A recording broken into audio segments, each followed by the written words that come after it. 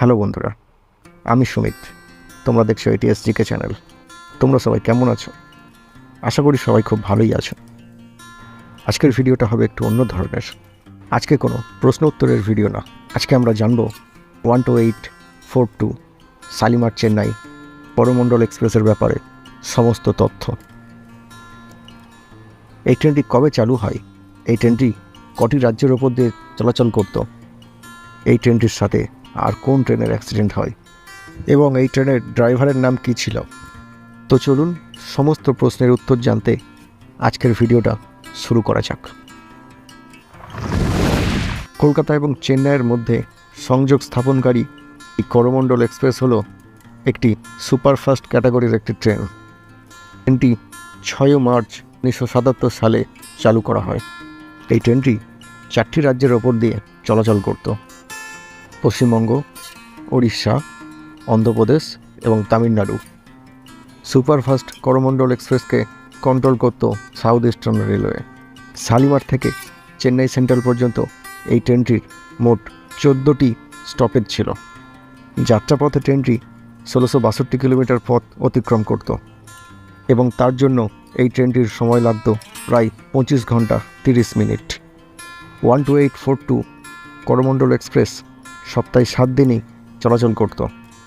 যাত্রী সাধারণের জন্য এই ট্রেনটিতে মোট 5টি ক্যাটাগরির কম্পার্টমেন্ট ছিল: first AC, second AC, third AC, sleeper coach এবং জেনারেল কোচ।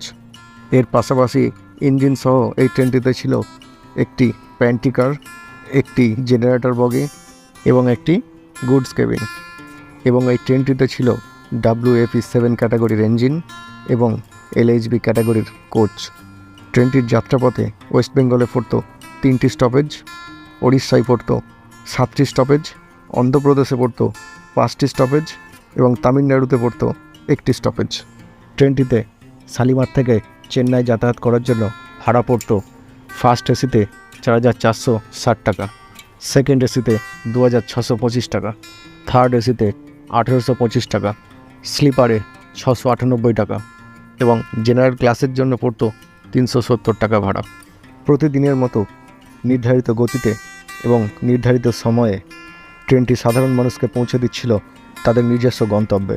কিন্তু 2রা জুন এই ট্রেনটির সঙ্গে ঘটে যায় এক ভয়াবহ মর্মান্তিক দুর্ঘটনা। প্রাণ যায় প্রায় 300 জনের ওপর মানুষের এবং গুরুতর আহত হন প্রায় 1000 জনেরও বেশি মানুষ। 2রা জুন দুপুর 3:20 মিনিটে শালিমার থেকে চেন্নাইয়ের উদ্দেশ্যে যাত্রা শুরু করে করমণ্ডল এক্সপ্রেস। এরপর ভোর 6টা নাগাদ ট্রেনটি পৌঁছায় বালেশ্বর স্টেশনে। বালেশ্বর স্টেশন থেকে ছাড়ার পর ট্রেনটি বাহানগা স্টেশনের কাছে 6:55 নাগাদ লাইনচ্যুত হয়ে পড়ে এবং বিক্ষিপ্তভাবে ট্রেনের কোচগুলি পাশের লাইনে পড়ে যায়। ট্রেনের ইঞ্জিন গিয়ে ধাক্কা মারে পাশের লাইনে দাঁড়িয়ে থাকা মালগাড়িকে। এরপরেই প্রায় 7টা নাগাদ বেঙ্গালুরু থেকে হাওড়াগামী যশবন্তপুর হাওড়া হামসফর এক্সপ্রেস ধাক্কা মারে করমণ্ডল এক্সপ্রেসের ওই বিক্ষিপ্ত বগিগুলিকে। এর ফলে হামসফর এক্সপ্রেসও লাইনচ্যুত হয়ে পড়ে।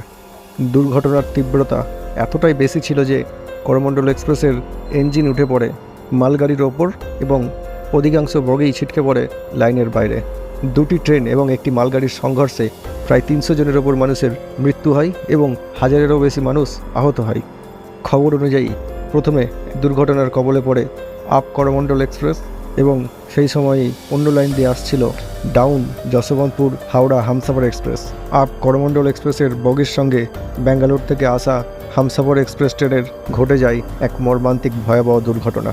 আর 2 তারিখের এই ঘটনায় প্রাণ কেড়ে নেয় প্রায় 300 জন মানুষের এবং 1000-এরও বেশি মানুষ ভর্তি হয় হাসপাতালে। দুর্ঘটনাগ্রস্ত ওই করমণ্ডল এক্সপ্রেসের চালক ছিলেন JN হেমন্তী এবং সহকারী চালক ছিলেন H বেহেরা। এনারাও খুবই গুরুতর আহত হন এবং এনাদেরকে কটকের একটি হসপিটালে ভর্তি করা হয়।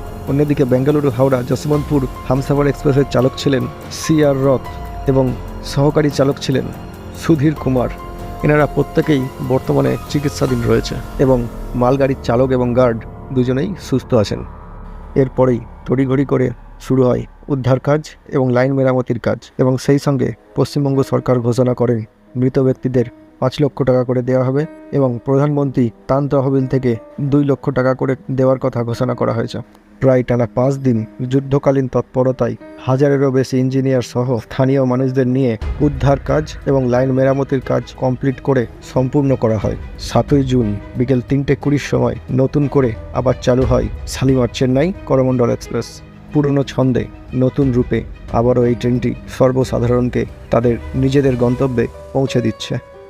2রা জুন 2023-এর এই ভয়াবহ মর্মান্তিক দুর্ঘটনা ইতিহাসের পাতায় অক্ষরে অক্ষরে লেখা থাকবে। আজকের ভিডিও এখানেই শেষ করছি। দেখা হচ্ছে আবার পরবর্তী নতুন একটা ভিডিও নিয়ে।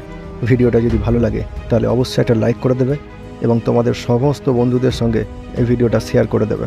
আর আমাদের চ্যানেলে যদি নতুন হও তাহলে চ্যানেলটাকে অবশ্যই সাবস্ক্রাইব করে দেবে এবং বেল আইকনটি টিপে অল করে দেবে, যাতে আমাদের সমস্ত ভিডিও সবার আগে আপনার কাছে পৌঁছায়।